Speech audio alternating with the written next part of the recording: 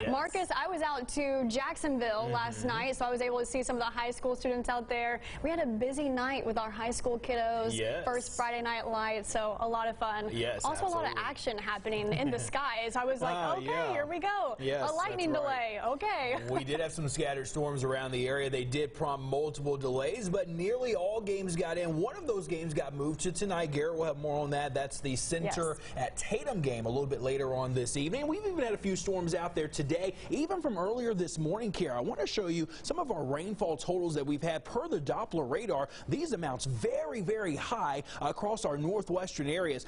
5.3 per the Doppler radar estimate near Sulphur Springs. Southwest side of Hopkins County, nearly 5 inches. Rains County, about 3 inches. And back toward Van Zandt County, anywhere between about 3 to almost 5 inches. Our weather watcher northwest Wood County had over 5 inches of rainfall. Cartwright picking up just a little bit less there, but the rain, though, certainly was rather heavy across parts of Wood County, even parts of northwest Smith County picking up on a little bit of that precipitation for us. So, yeah, at times the rain today did come down pretty heavy, and some are still out there right now. We've been dealing with a lot of cloud cover today. Here's a live look outside from our Tyler Tower Cam, a mainly cloudy sky. Temperatures really not all that bad. 90 in Longview. It's been a lot warmer in Deep East Texas, where we have seen some storms. 87 Jacksonville. Gilmer, you're at a temperature of 85. Okay, here's live Doppler radar. Seeing the precipitation for the most part begin to wind down. Had a heavier cell here near the city of Rusk, south of there, in between there and Alto.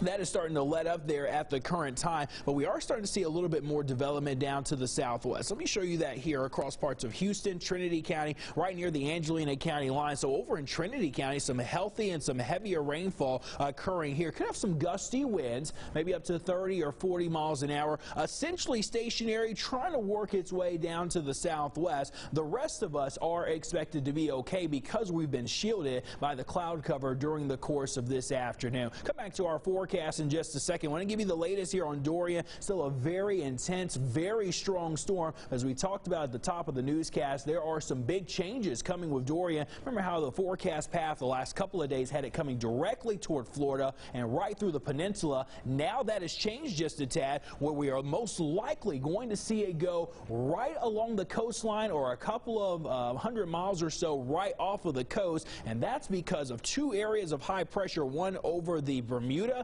area and also one over parts of the Gulf of Mexico. And with this storm making a significant jog, that means the potential of hurricane force winds will likely be right outside of the state of Florida, while tropical storm force winds, at least for right now, could be from Jacksonville all the way down to just north of Miami. So we'll continue to watch how things evolve there very closely over the coming days. There is still some uncertainty there, but it looks like a good part of Florida might be able to breathe a brief sigh of relief and being spared from this storm. But that does mean some problems, though, for Georgia and the Carolinas. 76 tomorrow morning as we start our day. We have some morning clouds and some patchy fog, but more sun tomorrow, lower humidity, but it will be a hot afternoon tomorrow. We expect those high temperatures to be reaching the middle and the upper 90s for us here over East Texas. 7-day outlook, 96 on Monday. We'll go for 96 to 97 as we go through next week. So it is a hot start